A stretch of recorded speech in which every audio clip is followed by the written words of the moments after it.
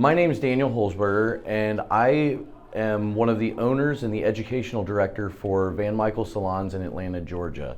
I thought I was going to be the point guard for the Chicago Bulls. I loved sports and I wanted to be a professional athlete in so many ways.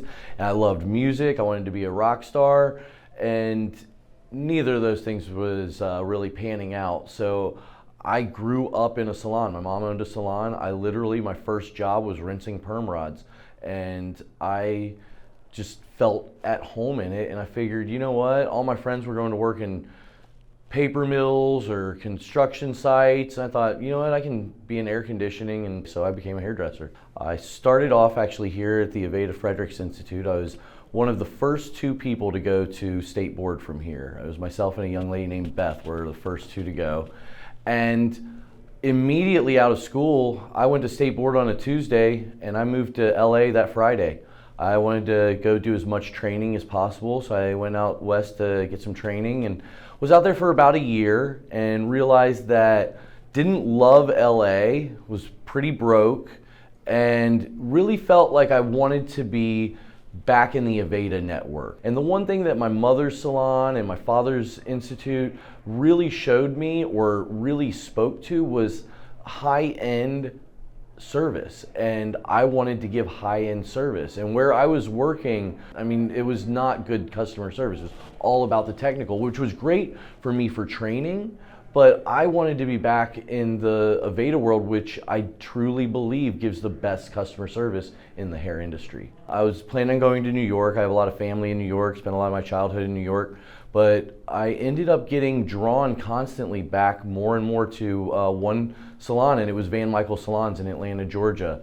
My boss, Van, he's my best friend in the world now, but he actually was really bright. He knew where I was going to work in New York. He knew how much I was getting paid there. Sent me a conversion of what I was getting paid there versus what I would be paid in Atlanta, as well as offered to pay for my move from LA to Atlanta. And I thought, well, what the hell, I'll give it a shot. If nothing else, I'll go to Atlanta for a year and move to New York from Atlanta, and that was 22 years ago, so I don't think I'm going to New York anytime soon.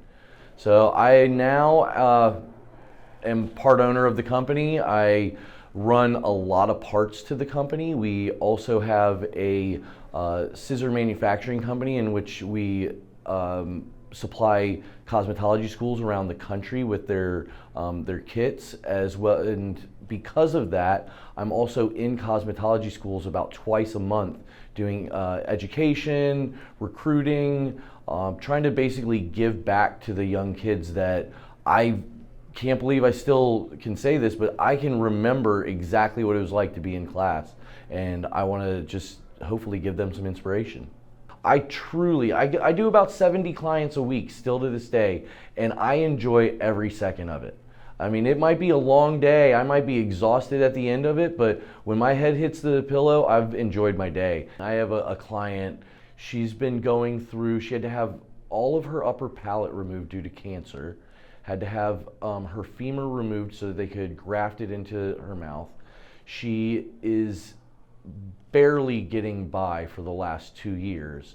I cut her hair the other morning, and when I was going out to get something out of my car after I got done cutting her hair, her husband, who drives her everywhere because she can't drive right now, came up to me and said, he goes, you know, with all she's going through, the only thing that really makes her happy right now is coming in to see you.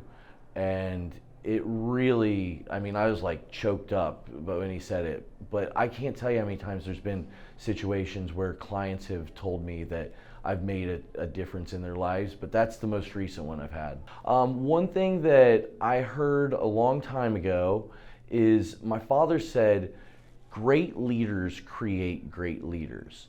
And so what I truly believe is if you go find someone like a Trevor Sorby, a Vidal Sassoon, a Van Council, who have built up other people to be great leaders, they are going to help you become a great leader. So whatever you want to do, just go do it and surround yourself with the right people. I owe everything to the beauty industry. I mean, my parents were both in the industry, my sister's in the industry, I have like 6 cousins in the industry, my wife was in the industry, my ex-wife I met in the salon. I mean, we're like, every part of my life has been based around the beauty industry. So that's one of the real reasons I love being out in the cosmetology schools and trying to give back to the industry, because the industry has honestly given me everything I have.